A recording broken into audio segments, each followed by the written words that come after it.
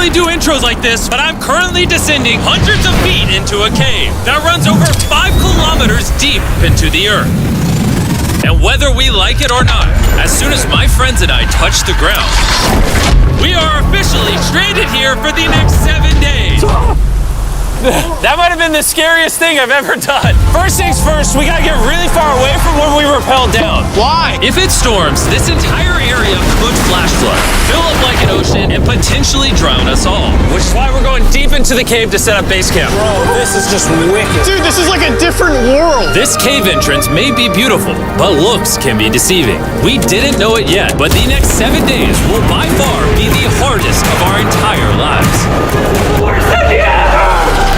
It's gonna get dark in a couple hours. If we don't have a camp, we're screwed, okay? Do you have any idea where you're going? We're just looking for flat ground to set up camp. Upon entering the mouth of the cave, we stumbled upon an area with high enough elevation to protect us from any flash flooding, meaning that it was perfect for camp. Perfect is a crazy word. Good enough is what I would use. Good enough for camp. We spent the rest of day 1 grabbing our supplies that we were dropped with. Each one of these bags weighs like 80 pounds. And as you can see by the footage, we spent around 4 hours. This is very hard to traverse. Getting all of it back up to our base camp. All right, we've got some lights on in here. Our supplies are finally at our home base. And if you point the camera over there, you'll see it's pitch black. It took all day. And so we set up the bare minimum for camping grounds. We drilled holes to hang up some ropes. Grab these, pull yourself up.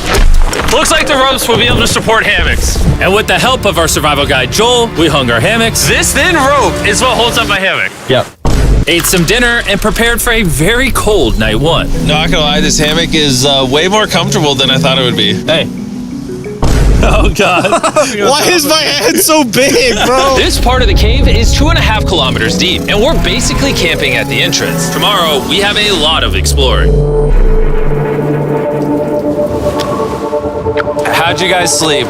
Horribly. I didn't. It's a very perplexing environment. The cave's constantly dripping water on us from above, so we put a tarp over us. But even still, the water's dripping into our hammocks. I have an idea. Let's make our shelter actually good. I say we connect these tarps so we stay dry while we're sleeping. That's literally genius. I'm not just a YouTuber, okay? My hammock gets out right here.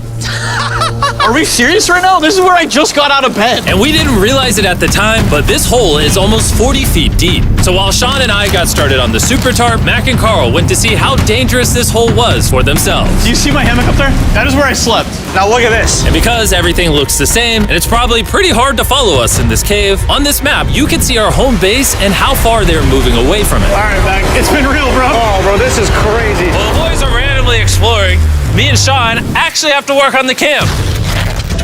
Why is there a sleeping bag over here? Because it smelled like pee. Ew. Lesson number 1, don't rent your sleeping bags. Why did we rent sleeping bags? Why did we not just buy sleeping bags? We're zip tying the tarps together to create one mega tarp. Don't mind me just trusting this rope with my life. And meanwhile, Mac and Carl were still in a hole. Oh my God, Mac. And eventually, they finally made it to the bottom. Hey! We're supposed to be working on camp. We just wanted to show how dangerous camp was. Just don't fall. It's a skill issue. Oh, okay. And even though they should have been on their way back, Carl and Mac insisted on seeing how deep they could go. Bro, this just looks so crazy. You think you could make it through the river? Well, little do these two know, this river actually runs throughout the entire cave, which means we'll be spending some time in it. Oh, there they are. Tell me you guys cooked. Oh, we cooked. That's right.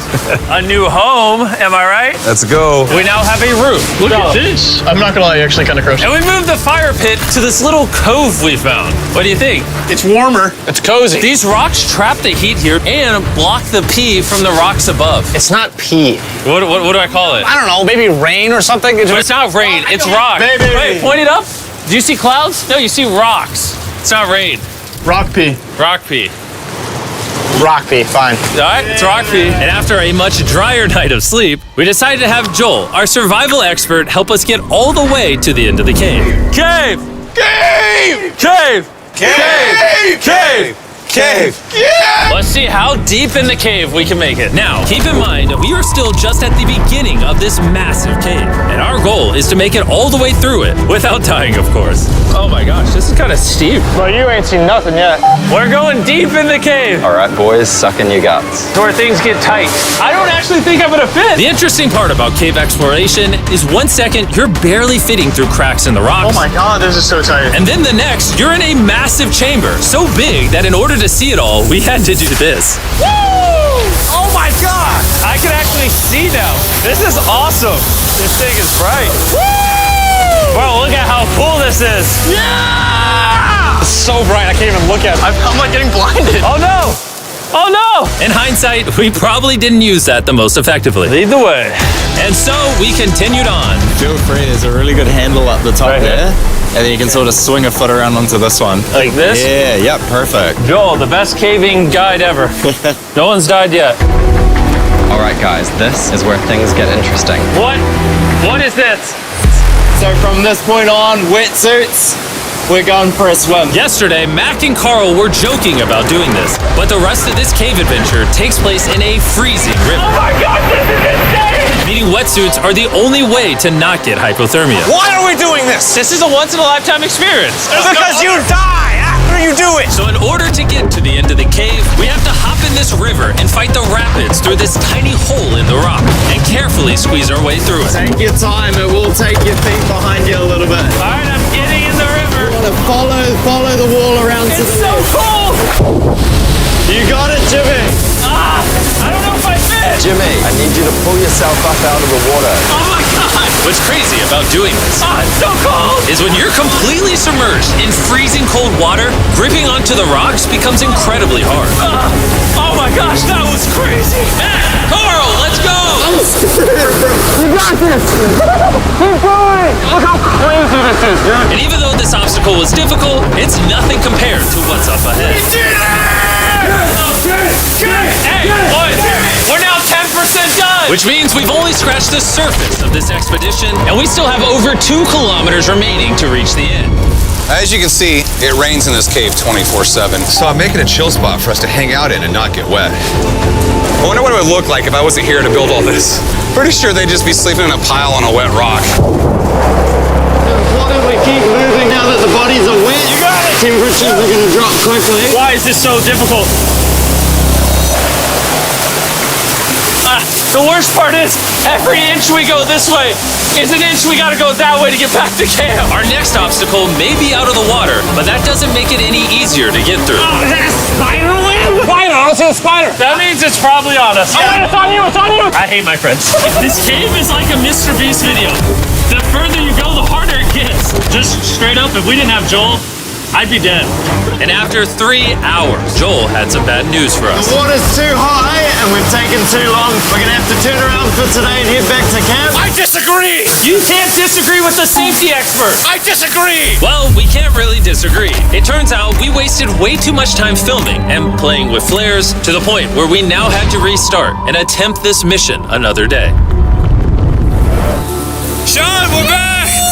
What did you do while we were gone? Hopefully nobody gets wet now. I didn't even know we packed lights. Yeah, they're awesome, right? Sadly, we only made it 20% through the cave today. But mark my words, we will go the distance in a future day. I doubt it. That's not gonna happen. We might rest on day 4, and then on day 5, try to go all the way to the end of the cave and see what's there. Day 3 was a lot of fun. I'll see you guys tomorrow. And after a third miserable night in the cave, the next morning we only had one thing